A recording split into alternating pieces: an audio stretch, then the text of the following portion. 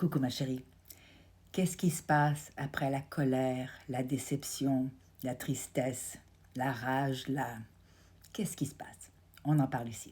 40 ans mariée, moi-même victime d'infidélité, je coach ces couples depuis 15 ans et j'aimerais vraiment qu'on puisse décortiquer un petit peu toutes ces émotions qu'on peut vivre lorsqu'on est victime d'infidélité. Alors, la première réaction qu'on a le plus souvent, c'est la rage, la colère. Pourquoi? Parce que ça révèle finalement le sentiment d'injustice. Comment il a pu faire ça? Comment est-ce qu'après tout ce que j'ai pu faire pour lui, l'aimer, faire les enfants, décorer la maison, blablabla, comment est-ce qu'il a pu me faire ça? Donc ce sentiment d'injustice provoque la rage. Vient ensuite la déception, la tristesse, toutes les émotions, dépendamment de votre personnalité, vos traits de caractère, vous allez avoir l'une ou l'autre avant l'une ou l'autre.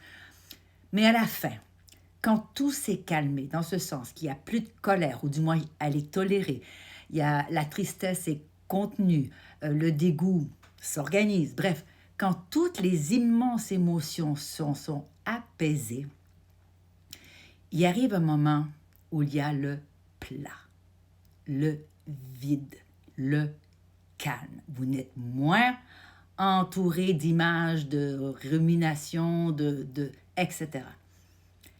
Et lorsque vous atteignez cet moment, cet espace, eh bien, vous paniquez. Pourquoi? Parce que soudainement, ce n'est plus familier. Vous avez passé des semaines, des mois, des années avec le stress, le cortisol à côté, et là, soudainement, tout tombe. Tout semble beige, tout semble plat, tout semble vide, comme si vous aviez checked out de votre corps, de votre cœur, de votre tête. C'est normal. Et c'est à ce moment-là, ma chérie, qu'il faut vraiment te reposer. Parce que ça fait des semaines, des mois, des années que tu es sous un haut stress, que tu es dans des émotions en montagne russe, que tu as du mal à dormir, que tu as du mal à fonctionner, peut-être. Et là, rien.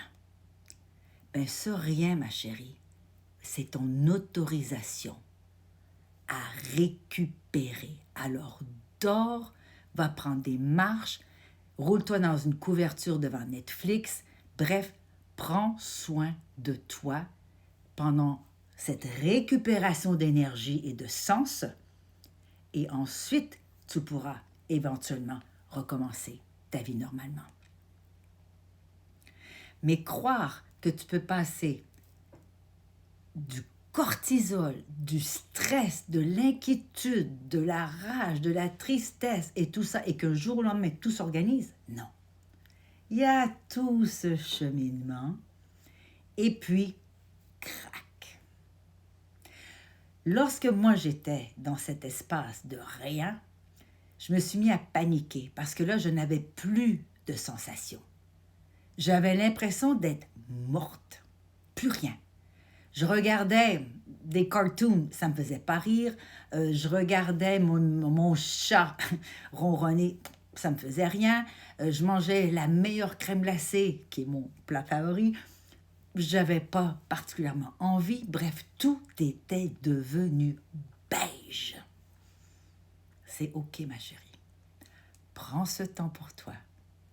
Et là, vraiment, tu as tellement mis de focus sur ta relation, sur ce qui s'est passé, à recoller les morceaux, à comprendre ton mec, à essayer de comprendre qu'est-ce qu'il faisait chez toi, que ça marche. Bref, tu as passé des semaines, des mois, des années dans ta tête.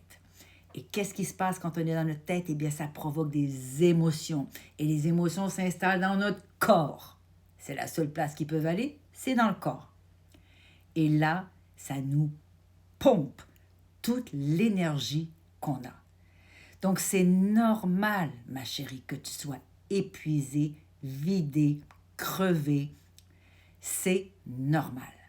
Maintenant, c'est ta responsabilité de te reprendre en main, de te regarder dans le miroir et de dire, maintenant, c'est à mon tour. Maintenant, je mérite de m'occuper de moi. J'ai assez mis d'énergie l'autre côté. maintenant, je pense à moi. Et si le mec, il n'est pas d'accord avec ça, c'est son problème, ma chérie. Rendu là, c'est son problème, OK?